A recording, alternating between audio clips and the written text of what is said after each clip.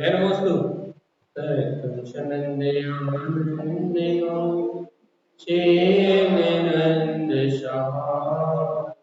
परमितते पदिवेन्द्र नमियो सिद्ध सोहा गुरुवेश गोपति गोपति ज्ञान सहकार धारण करण समर्थ गुरु संसार धर्म जो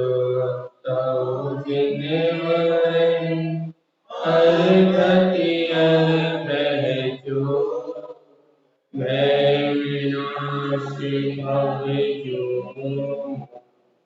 मम ज्ञान करो देखो गुरु को धर्म को शास्त्र जी को हरम्यान श्री चौष्टांग जी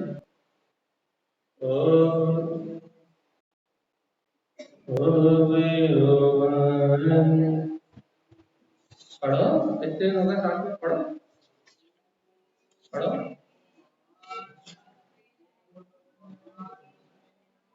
अरे ओ भगवान ओ भगवान वेंद वेंद भवेना वेन्यानम वेनियम स्वयं होते पानम नन्तानन्ते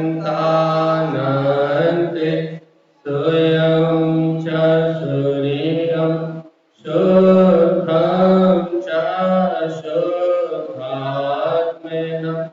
ओवे नमे ओवन स्वभावे मनस्य ममेलम् मोति ज्ञानम्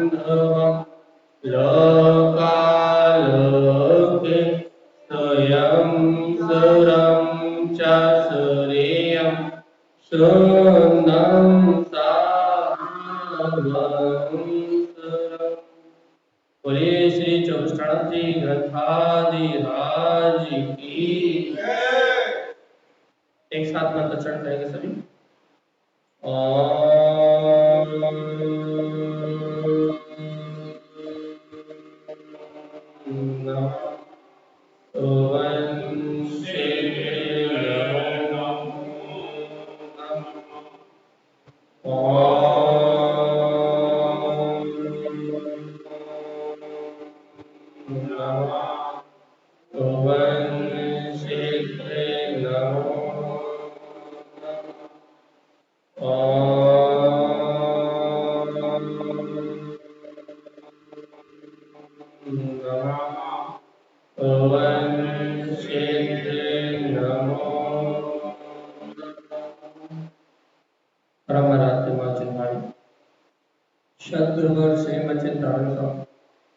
और सर्वज्ञ जनेश्वर भगवान की अमृत में ज्ञान दस्ता जय श्री चौष्टांग जी जहाँ आप और हम संसार के 24 स्थानों से जो संसार में 24 स्थानों का परिभ्रमण है उससे मुक्त होने का उपाय संसार परिभ्रमण से छूटने का उपाय ये जिन्हें भगवान की अमृतवाणी के निमित्त से जान रहा है गुरुदेव हमें बता रहे हैं कि अपने स्वभाव में आचरण करके अपने स्वतत्व को जान के ये जीव विभाव भाव से विकारी परिणामों से छूट सकते हैं। देखिए आज की सबसे बड़ी समस्या क्या है आपकी और हमारी सबसे बड़ी समस्या क्या है क्या है क्या है ये विभाव भाव ये अज्ञान भाव ये इंद्रिय विषयों के भाव काम के भोग के आहार संज्ञा भय संज्ञा मैथुन संज्ञा परिग्रह संज्ञा राग द्वेष मोह कर्तव्य भोक्तव्य ये जो नाना प्रकार के विभाव पर परिणाम है सबसे बड़ी समस्या क्या है कि ये परिणाम तो आना बंद होती है हमारा जीव संसार में है और अभी मिथ्या दर्शन मिथ्या ज्ञान मिथ्या चारित्र में है तो आपके और हमारे जीव के, यदि मिथ्यात्व में जो जीव है उसकी बात, जो संकेत में उसकी बात हो रही, तो आपके और हमारे जीव के जो परिणाम चल रहे हैं वो निरंतर विकारी परिणाम चल रहे हैं। अब क्यों चल रहा है विकारी परिणाम? क्योंकि भैया आप और हम स्वयं जानते हैं कि द्रव्य कर्म और भाव कर्म, ये दोनों कर्म अपने संयोग में है। अब जब द्रव्य कर्म और भाव कर्म संयोग में है तो द्रव्य कर्म के निमित्त से भाव कर्म का आश्रम, भाव बिगड़ रहा है, और भाव कर्म के निमित्त से द्रव्य कर्म बन रहा है, घातीय अघातीय कर्मों का आश्रम बंद हो रहा है। तो अनादि काल से द्रव्य कर्म से भाव कर्म और भाव कर्म से द्रव्य कर्म, अनादि काल से संसार में मेरा परिणमन ऐसे ही चल रहा है। तो हमारी सबसे बड़ी समस्या क्या है? भैया समस्या ये है कि यदि हमारे विकार परिणाम छूट जाए, यदि हम विकार भाव करना छोड़ दें, यदि ज्ञायक भाव में हमारा चित्त लगने लगे, आत्मचिंतन में हमारा उपयोग लगने लगे, यदि हम स्व स्वभाव में एकाग्र होने लगे, तो जो हमारे अंदर में विकारी भाव उत्पन्न हो रहा है उन विकारी भाव से छुटकारा चाहिए। विकारी भाव से छुटकारा क्यों चाहिए? क्योंकि जब तक ये विभाविक भाव होंगे तब तक आश्रम रुकने वाला। आप इतना तो जानते ही भैया, पाठशाला तो मैंने पढ़ी है कि जब तक आश्रम नहीं रुकेगा तब तक कर्म का बंध होगा, और जब तक कर्म बनेंगे तब तक संसार चलेगा। तो यदि संसार से छूटना है, संसार परिभ्रमण से छूटना है, तो पहले अपने अंतर में जो विकार है, अपने अंतर में जो मलिनता है, जिसे हम गंदगी भी कह रहे हैं, अपने अंतर में जो विकारी परिणामों का तांता लगा हुआ है, इंद्रिय विषय भोगों के लिए जो आसक्ति बनी हुई है, पहले उन विकार परिणामों का समन होना चाहिए। समन होना चाहिए मतलब पहले जीव का पक्का अभ्यास होना चाहिए, पहले जीव का पक्का निर्णय होना चाहिए कि इन विकारी परिणामों के द्वारा या इस विकारी चारित्र के द्वारा मैंने जन्म मरण के अलावा कुछ प्राप्त नहीं किया। इन विभाव परिणामों से मैंने अनादि काल से दुख के अलावा और कुछ ग्रहण नहीं किया। ये विकार परिणाम जो मेरे अंतर में प्रति समय परिणमित होते रहे, इन विकार परिणामों के निमित्त से मैंने आकुलता के अलावा और कुछ भोगा है क्या? जीवन भर आकुलता ही भोगी है ना।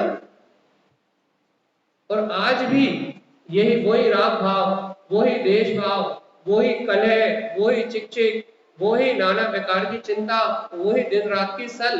तो आज भी इन विकार परिणामों के निमित्त से मैं क्या कर रहा हूं? नवीन आश्रम बंद कर रहा हूं, तो वर्तमान में आकुलता का दुखी भोग रहा हूं ना। आकुलता ही हो रही कि नहीं हो रही? क्या खूब बहुत अच्छी अंतर में शांति बनी हुई, आकुलता ही हो रही ना, उठापटकी चल रही है ना, परिणामों की उठापटकी चल रही है ना, नाना प्रकार के विकल्पों की उठापटकी चल रही है ना। आत्म शांति जैसा कोई अनुभव तो है, और आत्म शांति का अनुभव नहीं है ये बात भी अलग है, और हम आत्म शांति को प्राप्त करना भी नहीं चाहते ये बात भी अलग है। दो विषय हो गए, एक आत्म शांति का अनुभव नहीं है, एक ये विषय हो गया, और दूसरा विषय ये हो गया कि हम आत्म शांति प्राप्त करना भी नहीं चाहते। अच्छा बताओ, जब दिन भर आप घूम फिर के थक जाते हो, या दिन भर जब विकल्प करके थक जाते हो, तब क्या चाहते हो? शांति। कौन सी वाली? हाँ? जो 2 मिनट के लिए मन में आए उस शांति को चाहते हैं, और 2 मिनट बाद बढ़िया थक गए भैया, बहुत ज्यादा थक गए, 2 मिनट बढ़िया बिस्तर में बैठ जाओ, आराम से रेस्ट कर लो, 2 मिनट बढ़िया शांति से बैठे, ना कोई कुछ मत बोलो, क्यों? शांति चाहिए। कितनी देर के लिए? 2-5 मिनट की वो शांति मिली, और फिर वापस चले गए कहाँ? वही आकुलता में, उन्हीं विकल्पों में, उन्हीं क्रियाओं में, वैसे ही विभाविक परिणाम, वैसी विभाविक परिणति में फिर चले गए भैया। वो जो मन की शांति प्राप्त की थी वो तो क्षणभंगुर, वो तो थकान के कारण इंद्रिय विषय भोगों में थक गए थे, शरीर थक गया था, विकल्प में थकान हो गई थी, इसलिए मन की शांति तो प्राप्त की, वो तो क्षणभंगुर है, प्राप्त हुई और चली गई, मिनट 2 मिनट के लिए खड़ी और चली गई। नहीं जीवात्मा, वो जो शाश्वत शांति है जिसे आत्म शांति कहते हैं, जो अपना त्रिकाली स्वभाव है, जो अपनी शाश्वत चेतना है, क्या आपका और हमारा चित्त कभी उस आत्म शांति के लिए परिणमित हुआ और शाश्वत सुख को प्राप्त करना चाहा और शाश्वत शांति को प्राप्त करना चाहा? देखो तो देखो तो देखो तो वीतरागी भावलिंगी महामुनि राजों के अंतर की उस परम शांति को देखो तो, यदि कोई सर पे सिगड़ी भी हिला दे तो अंतर की शांति में कोई अंतर नहीं आता।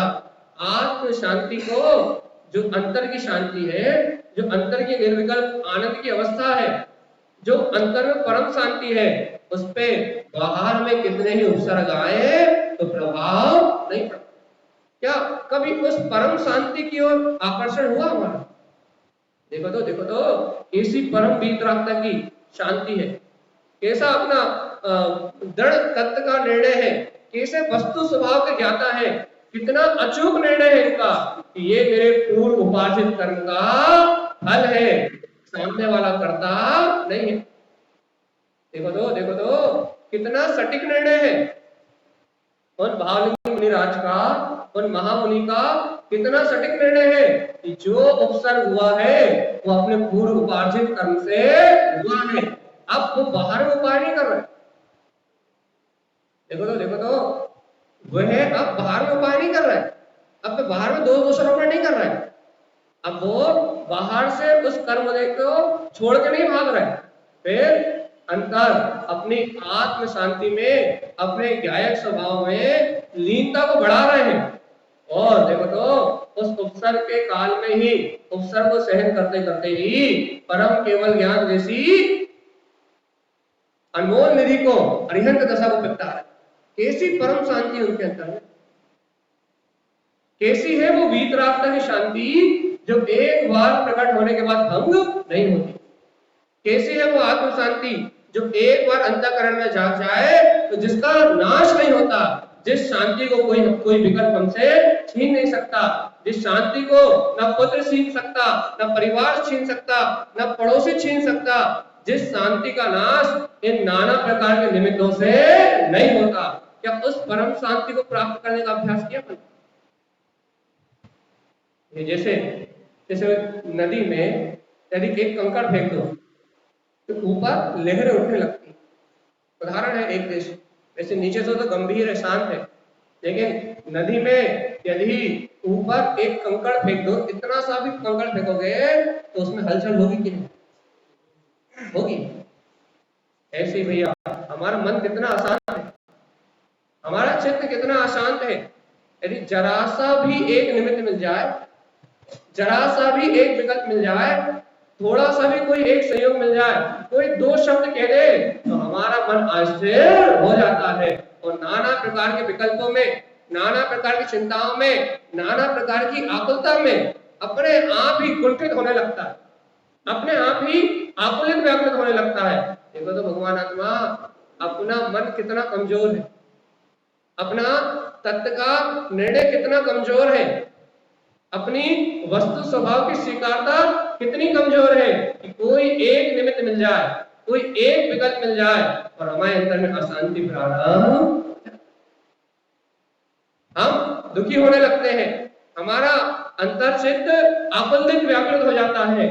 और देखो तो वो परम दिगंबर वीतरागी महामुनिराज, देखो तो वो तत्व का निर्णय करने वाले ज्ञानी साधक, देखो तो अपने अंतर आत्म शांति को प्राप्त करने वाले वह परमात्मा, वह योगीश्वर भैया, जिन पे कमठ जैसे जीव 10-10 भाव तक उपसर्ग करते हैं, लेकिन उनके अंतर शांति को कोई भंग नहीं कर सकता, उनकी आत्म शांति को कोई छीन नहीं सकता।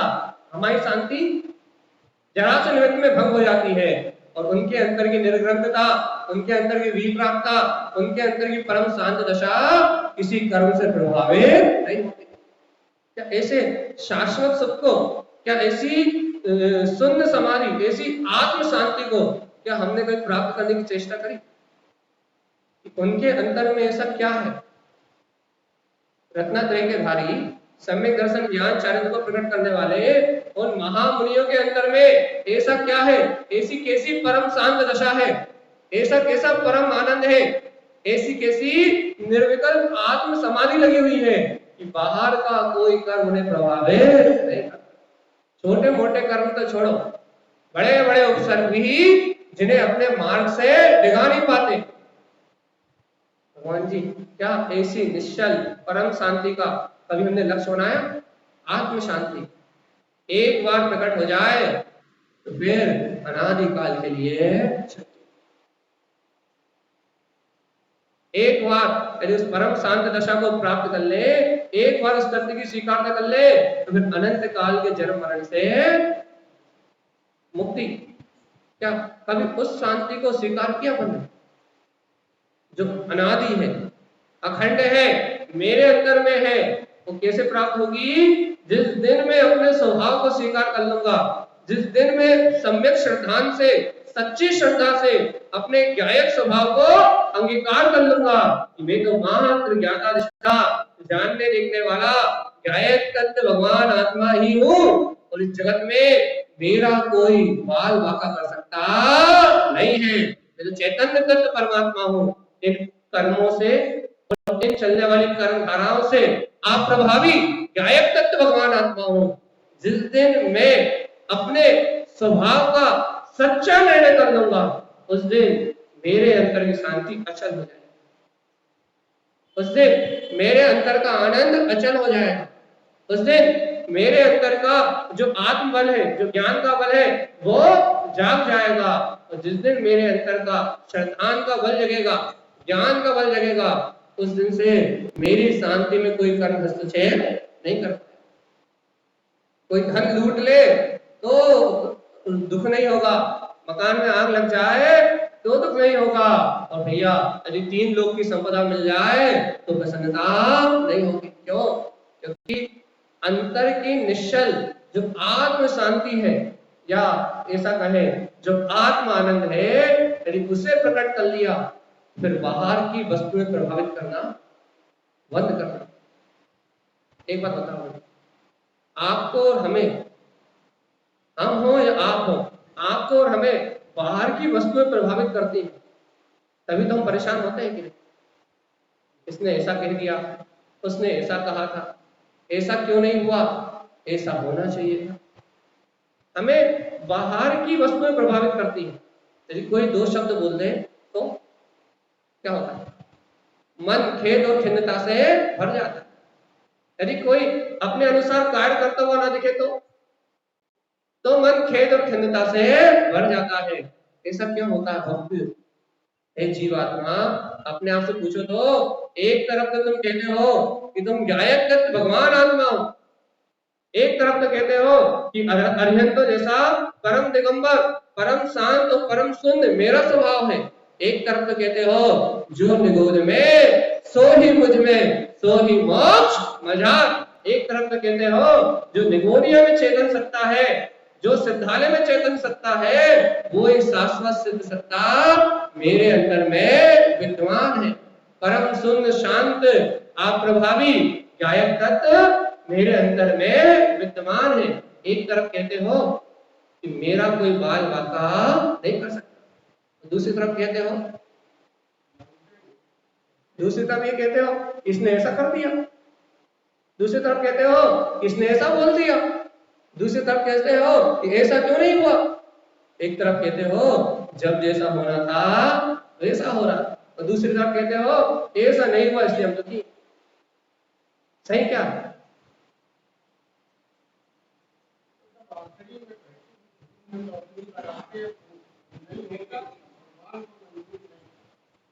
अच्छा, मतलब भगवान जी नौकर थे आपके और वो आज काम करने नहीं आए इसलिए आपको काम नहीं हुआ। कल भगवान जी फ्री थे, तुमने तनख्वाह दी थी, मंदिर आके आरती पूजा करके, तो कल वो फ्री थे, तुम्हारे घर का काम कर रहे थे, है ना। महावीर भगवान, आदिनाथ भगवान को पूजा पाठ करके नौकरी पे रखा हुआ है ना। एक दिन आदिनाथ भगवान आ जाते हैं, एक दिन महावीर भगवान आ जाते हैं, एक दिन पारसनाथ भगवान आ जाते हैं, एक दिन चंदा प्रभु आ जाते हैं, और यदि यदि नहीं आ पाते तो वो विदेश क्षेत्र के बैठे हुए हैं। किसी दिन श्री मंदिर भगवान जी आ जाते हैं, किसी दिन युग मंदिर जी आ जाते हैं। कहना हमने सबकी नौकरी फिक्स, रोज मंदिर का किया, इसलिए ना काय के लिए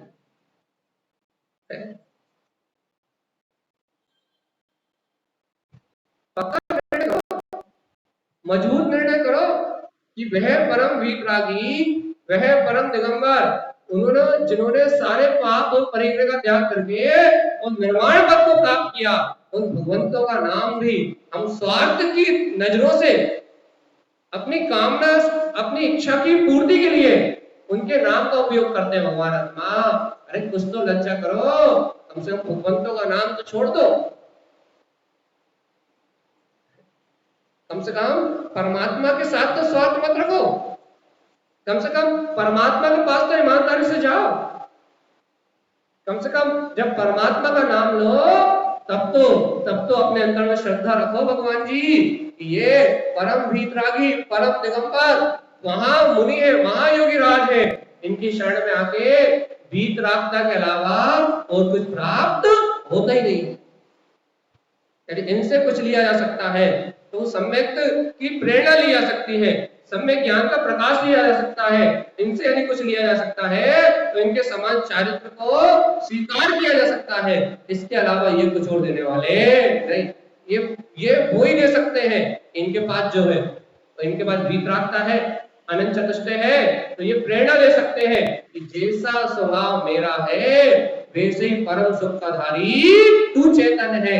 एक बार इस सत्य को स्वीकार कर तो क्या होगा, वो अंतर में जो निश्चल शांति है जिसे कोई भंग नहीं कर सकता, वो आत्म शांति की दशा प्रकट हो जाए। तो सुनो, एक बार अंतर में आत्म शांति प्रकट हुई, एक बार इस जीव ने अपने परम शांत स्वभाव का अनुभव किया, जहां इसे अपने आत्म शांति का स्वाद आया, जहां इसने पर के विकल्पों को लेना बंद किया, फिर इस जीव का कोई बार वाका करने वाला। किसके अक्षर बोलते हैं, मैं क्या अनानंद स्वभावी हूँ, मैं क्या अनानंद स्वभावी। वो नहीं बोलना अभी, कैसा आस्पर्शी हूँ, अरस हूँ, अरूपी हूँ, पर कि मुझ में कुछ। अच्छा, अरस हो मतलब 5 इंद्रियों के रस तुम्हारे नहीं है, अरूपी हो मतलब ये पुद्गल शरीर तुम्हारा नहीं है, आस्पर्शी हो मतलब ये ठंडी गर्मी भूख प्यास तुम्हें स्पर्श नहीं कर सकती, ये पुद्गल परमाणु स्पर्श नहीं कर सकते। जब तुम अरस हो, अरूपी हो, आस्पर्शी हो, जब ये संयोग, ये निमित्त जब तुम्हारा एक समय का स्पर्श प्राप्त नहीं कर सकते, तुम में स्पर्श नाम का गुण ही नहीं है, तो जीवात्मा जब तुम अरस हो, अरूपी हो, आस्पर्शी हो, तुम्हें कोई स्पर्श नहीं कर सकता, तो फिर ये कर्म, लोगों की बातें, ये यहाँ वहां की चिंताएं, ये होने वाला परिणाम, ये घटने वाली घटनाएं तुम्हें कैसे स्पर्श कर रही? तुम तो आस्पर्शी हो, तुम तो अरस हो, तो कसायों का रस कैसे आ रहा है? तुम तो अरूपी हो, तो फिर इस पुद्गल चमड़ी से क्या नाता, इससे क्या लेना देना?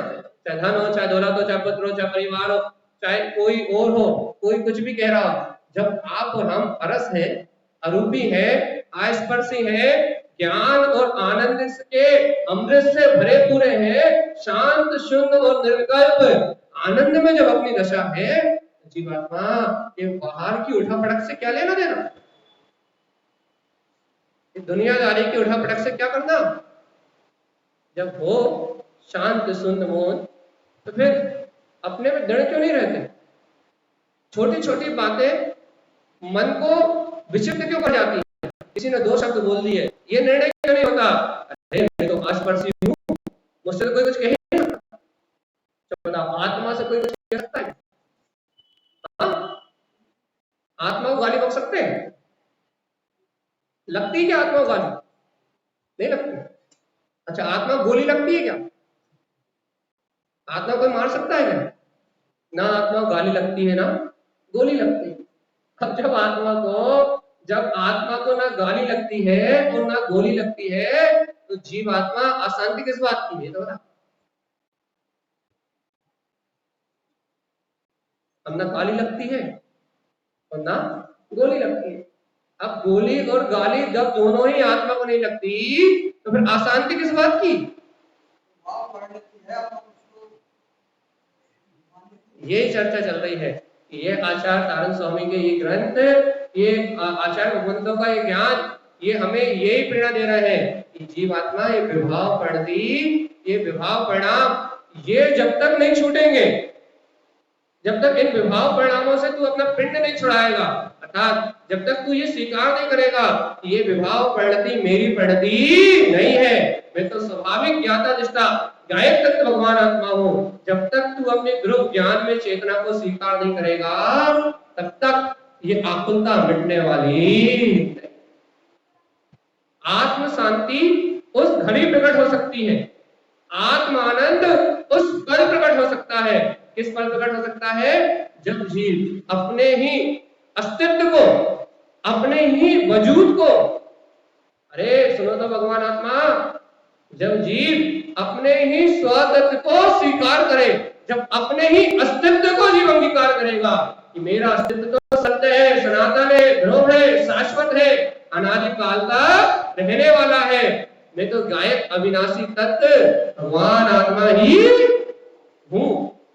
जब अपने अस्तित्व को स्वीकार करेगा, तब शांति का अंकुरण प्रकट होगा। क्यों? क्योंकि वो आनंद, वो शांति तो अपने अंतर चेतन में ही छिपी हुई है। जब यह जीव स्वयं के अस्तित्व को स्वीकार करेगा, तब उस शांति को स्पर्श कर पाएगा। और यदि ये जीव अपने सनातन शाश्वत अस्तित्व को ही स्वीकार न करे, मैं गायक आत्मा अपनी प्रभुता को ही स्वीकार न करे, तो क्या तीन काल में भी उस शाश्वत सुख को, उस शाश्वत शांति को प्राप्त कर सकता है?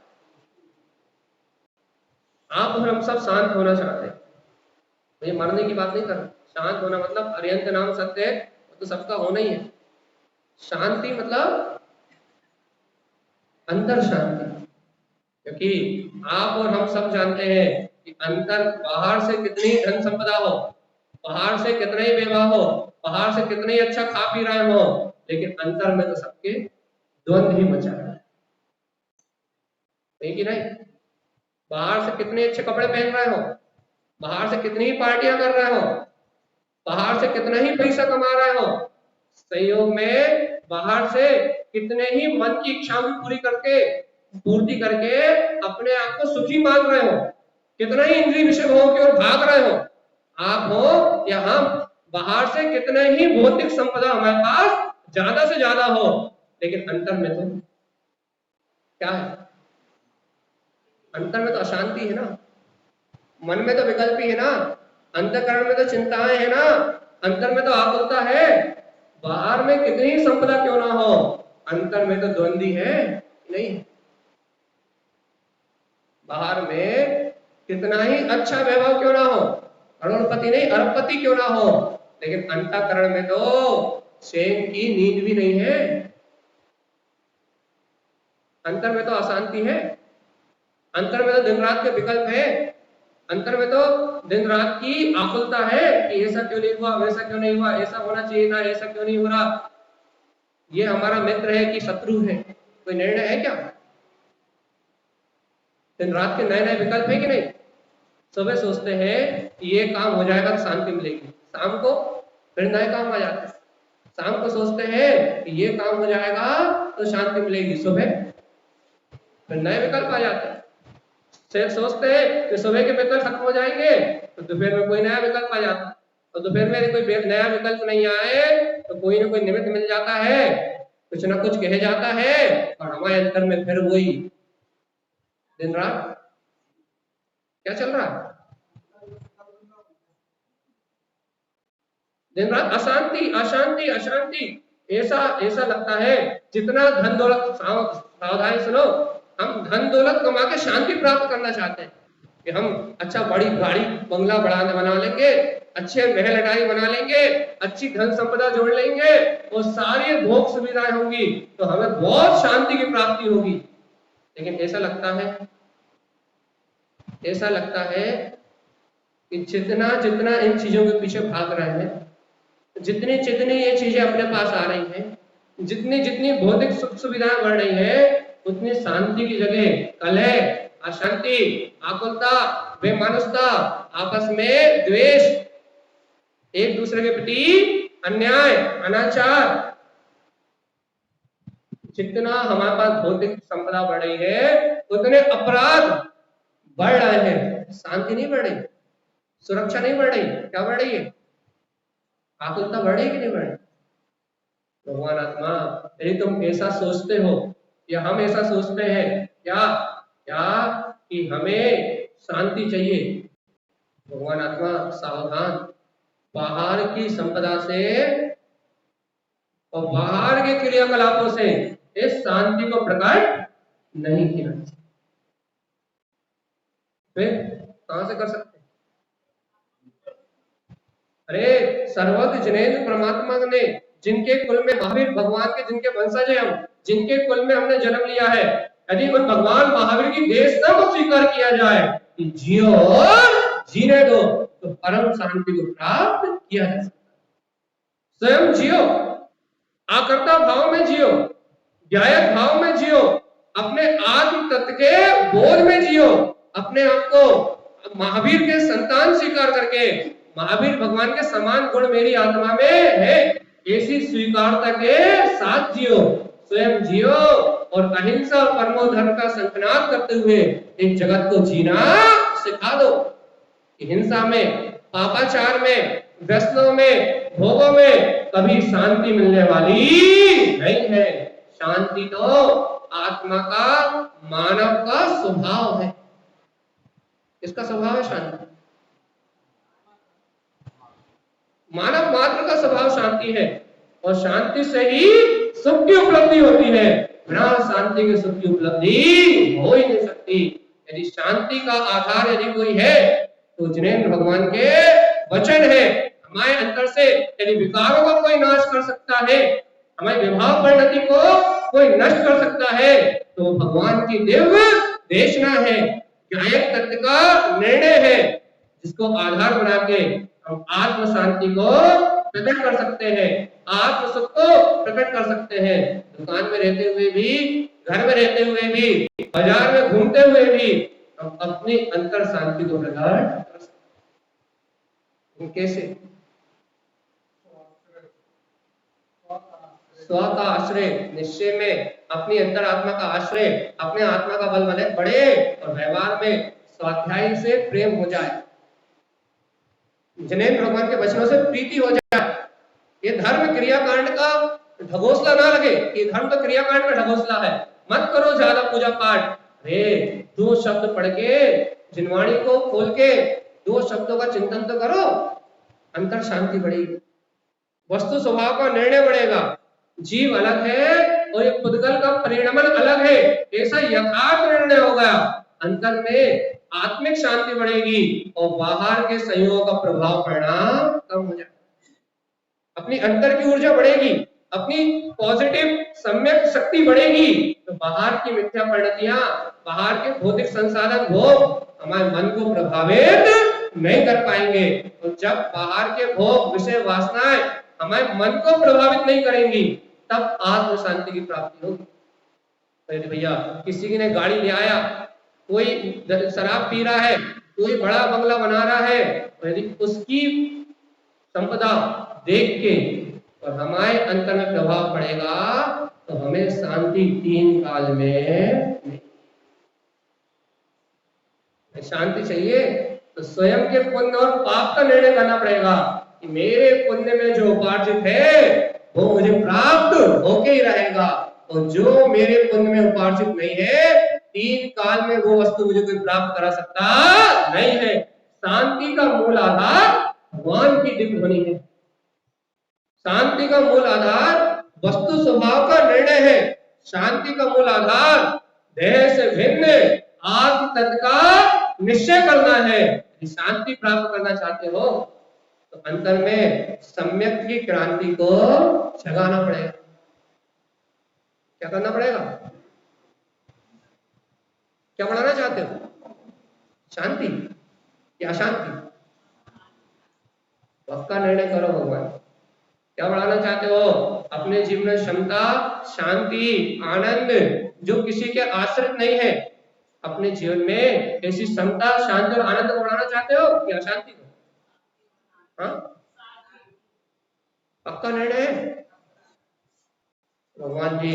यदि जीवन की शांति बढ़ाना है, जीवन का आनंद बढ़ाना है, जीवन में पारमार्थिक सुख को भोगना है, आध्यात्मिक अनुभूतियों को, आध्यात्मिक सुख की अनुभूतियों को प्राप्त करना है, जीवात्मा जिनेंद्र भगवान के वचनों के अलावा, तारक करण देव की शरण के अलावा और कोई अन्य दूसरा उपाय नहीं है।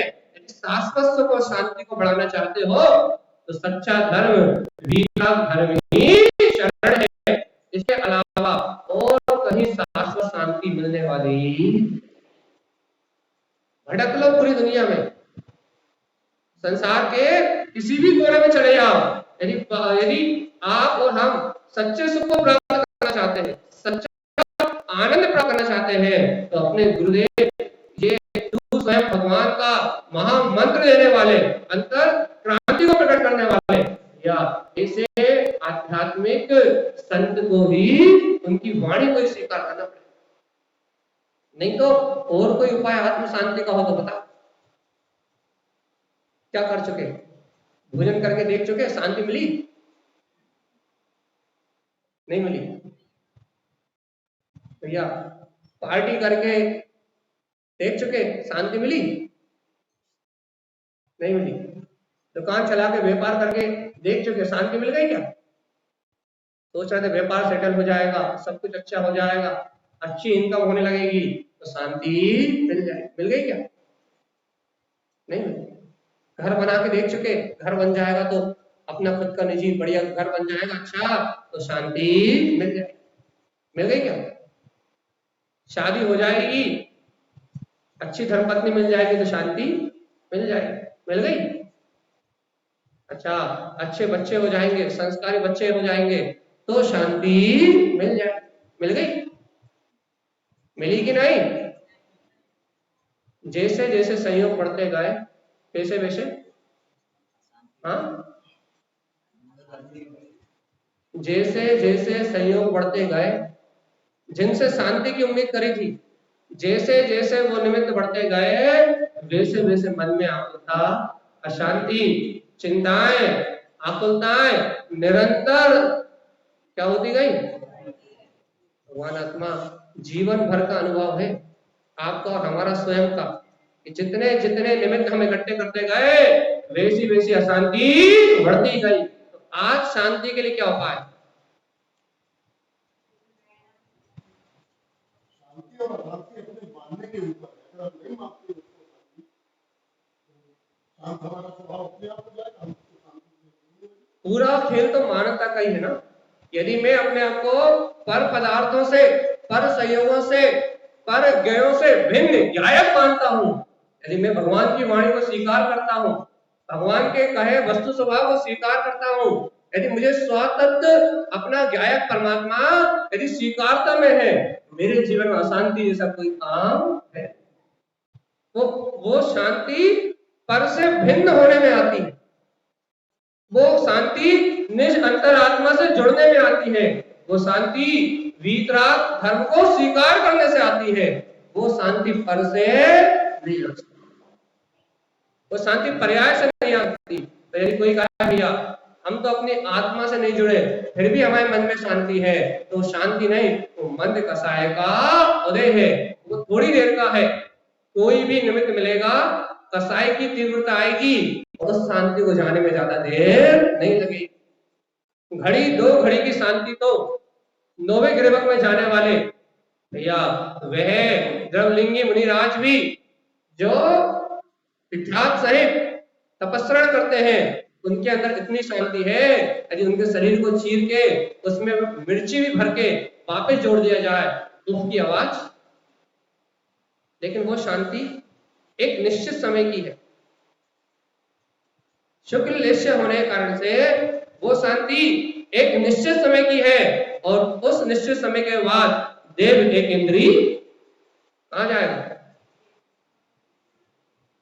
छेड़ाला पढ़ते कि नहीं पढ़ते? देव कहां जाएगा?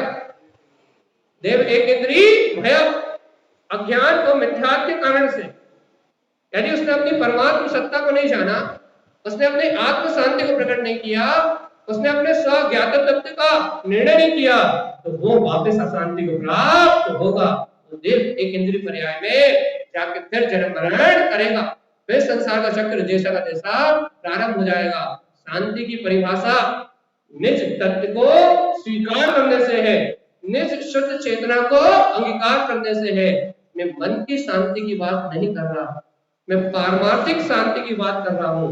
एक बार जो प्रकट हो जाए तो जिसका अभाव जीवन में ना, एक बार जिसका जन्म हो जाए तो फिर संयोगों में, जैसे अपन कहते ना, देखो तो राजा श्रेणी का जीव कहाँ है? कि नरकों में। कि ना क्या चल रहा है? कि ना मार काट। कि ना क्या कर रहे हैं? कि ना नार की आपस में मार काट कर रहे हैं।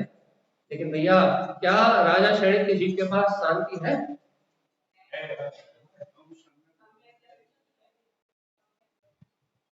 अपन कितने अच्छे पढ़ते हैं, ये सम्यक की रीत मोहे लागे अटापटी, बाहर नार की कृत दुख भोगत, अंदर सम्राट अटापटी।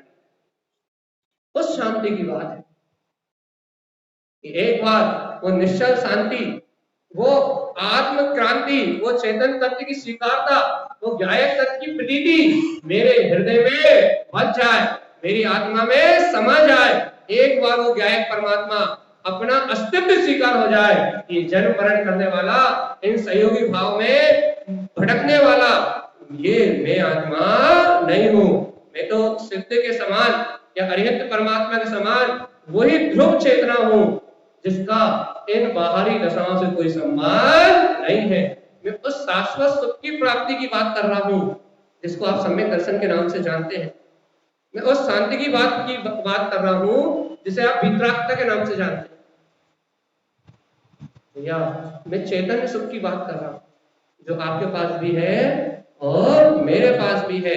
आपके अंदर भी इस समय विद्यमान है और मेरे अंदर भी इस समय विद्यमान है, लेकिन मेरी दृष्टि अभी बाहर शांति खोजने में लगी हुई है, इसलिए ना मेरा उपयोग अंदर की ओर पलट रहा है, और आपका पलट जाए तो बलहारी जय जयकार मचे। क्योंकि जिसका उपयोग पहले पलटेगा अपनी ओर, उसकी मुक्ति पहले होगी।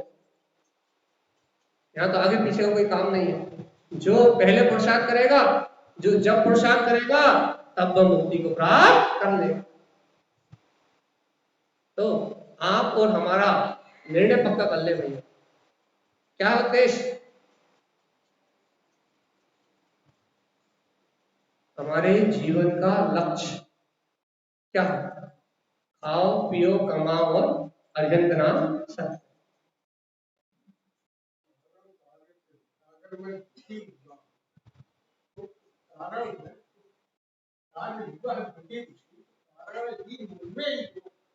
लेकिन मैं कारण पर में ढूंढता हूँ, इसलिए दुखी रहता। अगर उस कारण को मैं स्वयं में मान लूं कि ये कारण, मैं अपने ही कारण दुखी हूँ, तो वो निदान को आसान। हम तो ये बोलते हैं, हमारे जीवन का लक्ष्य क्या है? खाओ कमाओ भोगो और मर जाओ, बस। यही लक्ष्य ना? अच्छा अच्छा खाओ, अच्छा अच्छा पहनो, अच्छा अच्छा बनाओ, अच्छा अच्छा खाओ, अच्छा अच्छा पहनो, अच्छे गाड़ी बंगले बढ़िया भौतिक सुखों को प्राप्त करो, बढ़िया अच्छे से जीवन में मनुष्य मिला है, खाओ पियो और ऐश करो बढ़िया आराम से, और आयु पूरी करो और अरिहंत नाम सत्य है। इस बात के जयकारे लगाओ कि शांति से संसार से निकल जाओ। सही है कि नहीं? यही तो लक्ष्य है, यही तो लक्ष्य है, नहीं है? और यदि आप कहते हो कि हमारा लक्ष्य ये नहीं है, यदि आप और हम ये बात कह रहे हैं कि हमारा लक्ष्य ये नहीं है, तो ये बताओ मुक्ति के लिए कौन सी यत्न है, अपने कल्याण के लिए कौन सा यत्न है, अपनी अंतर चेतन शक्ति को जागृत करने के लिए कौन सा उपाय है, क्या कर रहे हो जिससे सम्यक दर्शन और ज्ञान चारित्र की प्राप्ति हो जाएगी? ऐसा कौन सा उपाय है जो तुम्हें अनंत काल के लिए सुखी कर देगा? आप और हम ये निर्णय करके बताएं कि दिन रात 24 घंटे में भेद ज्ञान कितने बार करते हैं। ये संयोग आदि परिणाम भिन्न है और इन सब संयोगों से मेरा गायक तत्व भगवान आत्मा भिन्न है। आप और हम ये निश्चय करके बताएं कि अपने हित के लिए, अपने कल्याण के लिए आप और हमारे पास कितना आत्मचिंतन है, कितना तत्व का निर्णय है, कितना सामायिक है, कितना स्वाध्याय है। आप और हमारे जीवन में अपनी स्वपूंजी को, अनंत चतुष्टय को प्राप्त करने के लिए हमारे पास कितना समय, कितनी शक्ति और कितना उपयोग है। जैसे घर बनाने के लिए, तिजोरी भरने के लिए 10-12 घंटे काम करते हैं, पूरे समय शक्ति उपयोग से व्यापार करते हैं और पूरे समय शक्ति उपयोग से व्यापार करके धन उपार्जित करते हैं और उस धन से बताते हैं कि हमने घर बनाया, हमने दुकान बनाया। वो तो पुण्य की वजह से हो, फिर उसमें कोई बड़ी बात नहीं। लेकिन यहाँ चैतन्य धन अनंत चतुष्टय में परम शांत शून्य मौन अपनी ज्ञान मात्र चेतना मेरे अंदर में विद्यमान है। एक बार जो संपदा, अनंत चतुष्टय की संपदा यदि एक बार प्रकट हो गई तो फिर उसे कोई ना लूट सकता, ना कोई छीन सकता और ना उस संपदा का कभी नाश होने वाला। अब ऐसी शाश्वत संपदा को, ऐसे अनादि अनंत सुख और शांति को प्रकट करने के लिए मेरे जीवन में क्या उपाय मैं कर रहा हूं, बस इतना बता दो, बात खत्म।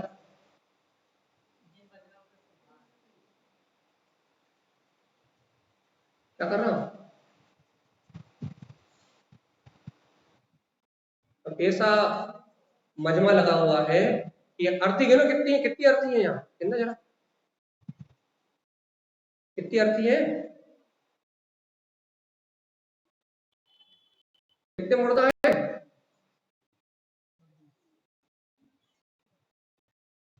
अरे मरने के बाद तो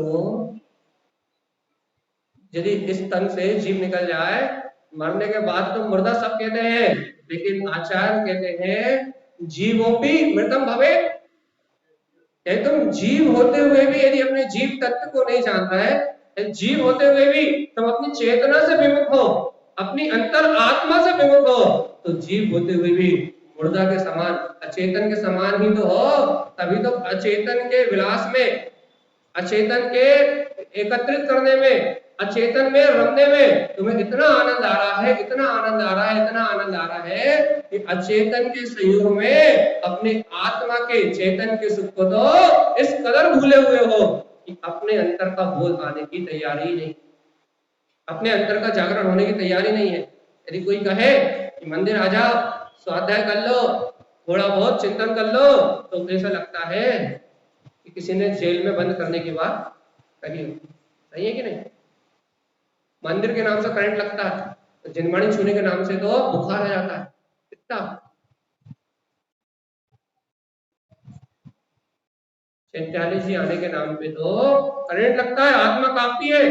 कहीं मंदिर चले गए तो गुरु महाराज ने बंद करके रख लिया तो वापस घर नहीं जा पाए, दुकान नहीं जा पाए, अपनी पार्टी नहीं कर पाए, अपने विषय भोगों की पूर्ति नहीं हो पाई।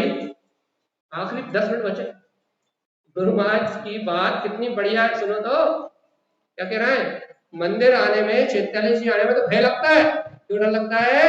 नारायण स्वामी ने अपनी बेदी बंद करके रख लिया तो, और स्वाध्याय करने में तो ऐसा लगता है। और यदि हमने चिन्हवाणी में पढ़ लिया कि आलू अवक्ष है, प्याज अपक्ष है, हम श्वास लेंगे कैसे, मजा कैसे आएगा? जीवन के सारे रस खत्म हो जाएंगे, हमारे सारे इंद्रिय सुख छिन जाएंगे, हमारी सारी भौतिक संपदा नष्ट हो जाएगी। इसलिए हम गुरु महाराज से, चैत्यालय से और जिनवाणी से कोसों दूर रहते हैं। क्यों?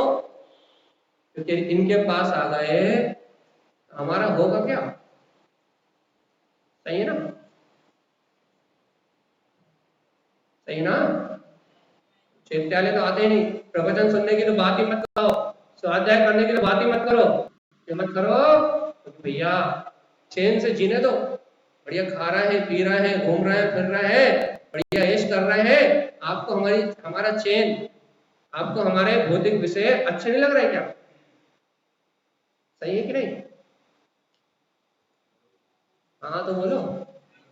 हाँ नहीं है भाई, जब ये बात सत्य नहीं है तो दिन रात इन विकल्पों में क्यों घुल रहे हो? फिर अपने लिए समय क्यों नहीं निकल रहा? जब ये बात सही नहीं है, आप कह रहे हो ये बात सत्य नहीं है, तो फिर अपने चिंतन के लिए, अपने अपने आत्मचिंतन के लिए, अपने तथ्य की स्वीकारता करने के लिए फिर समय क्यों नहीं निकल रहा? भाई हमें तो मरने की भी फुर्सत नहीं, हम तो गले गले तक फंसे हुए। ये सारे डायलॉग, जैसे मरने की फुर्सत नहीं है, वो 1 सेकंड में 24 बार जन्म मरण करेगा ही निगोच जाके। वो जो गले गले तक फंसा हुआ है, तो भैया उसके गले के नीचे कभी जन्माणी उतरने वाली है नहीं।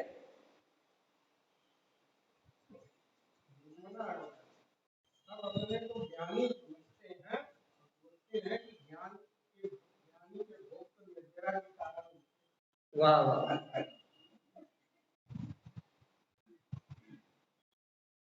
सिद्धांतों को जहर मत बनाओ भगवान जी, सिद्धांत अमृत है।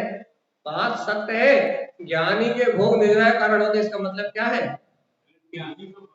हाँ नहीं, इसका मतलब तो समझो कि ज्ञानी उन भोगों की लालसा ही नहीं रखता, वो उन भोगों से जुड़ता नहीं है। उन भोगों के बीच में कमल की तरह निर्लिप्त और न्यारा रहता है। ज्ञानी की चेतना उन भोगों से नहीं जुड़ती, उन भोगों में लिप्त नहीं होता। भरत चक्रवर्ती साक्षात उदाहरण है कि ज्ञानी 6 खंड के अधिपति, 96,000 रानियों के स्वामी, सभा से पढ़ो रिश्तेदार नातेदार, जिनके पास धन दौलत की कोई कमी नहीं थी, लेकिन ज्ञानी के भोग निजरा के कारण होते हैं। कब? जब वो हर अंतर मुहूर्त के अंदर अंदर भय बढ़ते, चक्रवर्ती के महल में शंखनाद होता था कि भय बढ़ रहा है। अब छाई सम्यक दृष्टि, 6 खंड का अधिपति, जिसको कोई उंगली नहीं टच कर सकता, वो चक्रवर्ती के महल में शंखनाद होता था कि चारित्र मोह का भय बढ़ रहा है। भरत, कहीं इन भोगों में भय मत जाना, कहीं इन विषयों में भूल मत जाना, कहीं इन विषयों में गुमराह मत हो जाना। इस चारित्र मोह की प्रवृत्ति को अपना मत मान लेना। भय बढ़ते संसार भय और दुखों की खान है। भरत सावधान, काय में सावधान, ये विषय भोग तेरे नहीं है, आज है कल मिटने वाले नहीं है। जल में भिन्न कमल की भांति। चक्रवर्ती की संपदा इंद्र सरी के भोग, काग कीट सम गिना है सम्यक दृष्टि। सम्यक दृष्टि, जिसका रुझान तो हो अपनी आत्मा की ओर, जिसकी रुचि तो हो अपने स्वतत्व की ओर, जो जानना तो चाहे कि मैं इस शरीर से भिन्न ज्ञायक आत्मा हूं, जो अपनी प्रभुता को प्रगटाना तो चाहे, उसको तो ये सब कचरे के कूड़े के समान ही प्रतीत होते हैं। लेकिन आप और हम, आखिरी 2 मिनट है बस, तो हो गए 54, 53 हुए हैं, 5 मिनट है, चलिए बता।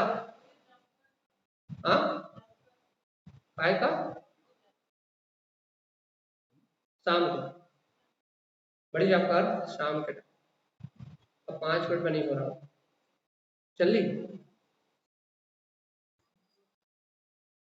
अभी तो निर्णय का समय है, अभी और कुछ नहीं कर सकते। इतना सुनने के बाद, 55 मिनट की चर्चा सुनने के बाद, अभी भी आप सुख और शांति कहाँ ढूंढने वाले हैं? इतनी बात सुनने के बाद भी आपका हमारा समय शक्ति उपयोग कहाँ खर्च होने वाला है?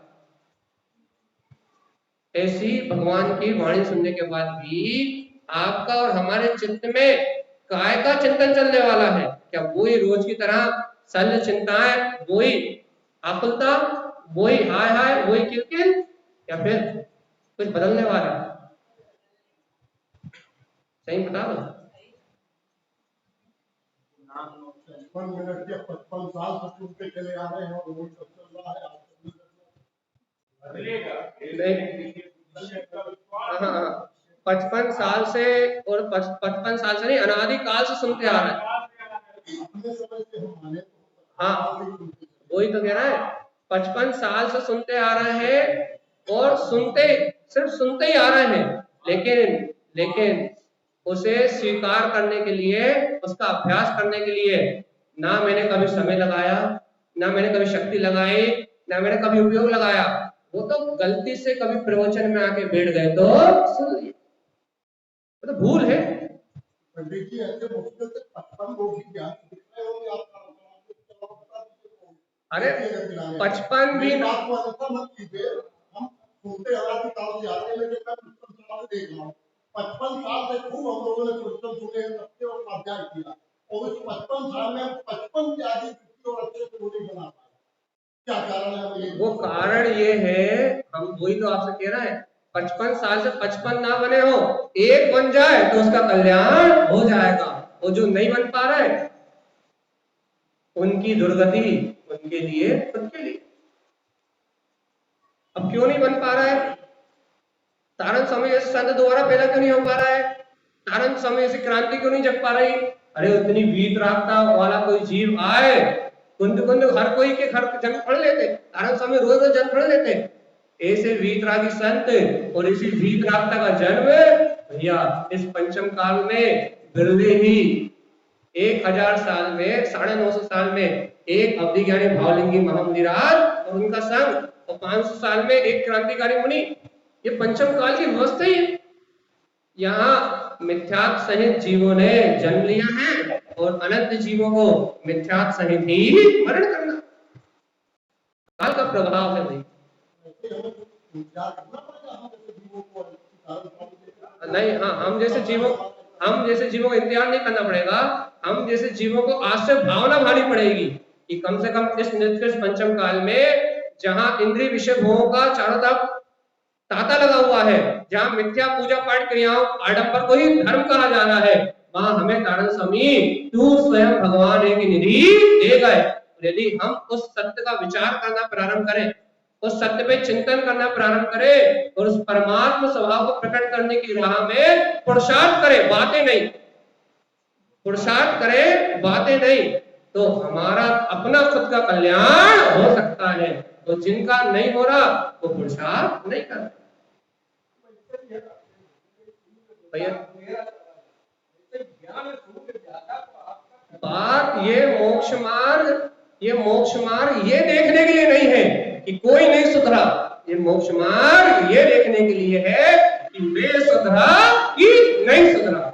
यदि मैं सुधर गया तो समाज सुधर जाएगा, मैं सुधर गया तो परिवार सुधर जाएगा, मैं सुधर गया तो समाज सुधर जाएगा। यदि मैं ही ज्ञानी होके मैं ही साधु हो जाऊं तो पूरा विश्व सुधर जाएगा। शुरुआत स्वयं से करो, पूरी दुनिया तो अपने आप सलट जाएगी। पलट तो स्वयं जाओ तो पूरा जमाना अपने आप ही पलट जाएगा। हम सब चाहते हैं कि भगवान महावीर पैदा हो, लेकिन पड़ोसी के घर में तारण स्वामी आए तो, लेकिन कोई दूसरा तारण स्वामी बने। कोई ये नहीं चाहता कि भगवान महावीर मेरी संतान हो, कोई नहीं चाहता कि तारण स्वामी मैं बन जाऊं, उनके जैसा आचरण मैं प्रकट कर लूं। सब चाहते हैं कि कोई दूसरा अवतार ले। और जैन धर्म कहता है कि जीव अपने स्वयं के पुरुषार्थ से अपने कल्याण को कर सकता है। भैया ये भक्त और भगवान की परंपरा नहीं है, ये सिर्फ परमात्मा होने की परंपरा है। जो इंद्रिय विषयों को जीतेगा वो जिनेंद्र हो जाए। तो सार की बात यह है, इस आत्म सुख को प्रगटाना है, इस आत्म शांति को प्रगटाना है, तो स्वयं को अपना कल्याण करने की रुचि लगाना है। भैया हजारों में से, लाखों में से, या 100-200 में से रुचि लगाने वाला कोई एक या दो ही होते हैं। भीड़ बहुत होती है सभाओं में, लेकिन विरला कोई एक जीव ही होता है जो उसमें अपने तत्व की बात को ग्रहण कर पाता है। तो हम उन विरले जीवों में बने जिन्हें आत्म कल्याण करने की भावना है, जो आत्म शांति को प्रकट करना चाहते हैं। भैया इस बात को सुन के कम से कम ज्यादा कुछ ना कर पाए, ज्यादा कोई विचार ना कर पाए, तो कम से कम इतना विचार तो कर लें कि हमारे मन के अंदर चलने वाले नाना प्रकार के विचारों से हटके यदि कल्याणकारी है तो आत्मचिंतन करना ज्यादा कल्याणकारी है, क्योंकि नाना प्रकार के सल विकल्पों से अशुभ पाप का बंध होगा। तो सम्यक चिंतन करेंगे, वस्तु स्वरूप को विचार करेंगे, वेद ज्ञान और तत्व निर्णय अपने मन में रखेंगे, तो भैया धर्म हो पाए या ना हो पाए, कम से कम पुण्य आश्रय तो होगा। मेरा जीव दोबारा अच्छी गति, अच्छी मति, मनुष्य भाव आदि को प्राप्त करके त्रियंश ना हो जाए, एक इंद्रिय पर्याय ना चला जाए, नरक निगोद ना चला जाए, मेरा जीव अच्छी गति को प्राप्त करके कम से कम दोबारा भी प्राप्त प्राप्त करे। ऐसी मंगल भाव में भावना खाते हुए हम सभी जी अपने कल्याण का मार्ग बनाएंगे। आचार्य सद्गुरु संत कारण महाराज की जय।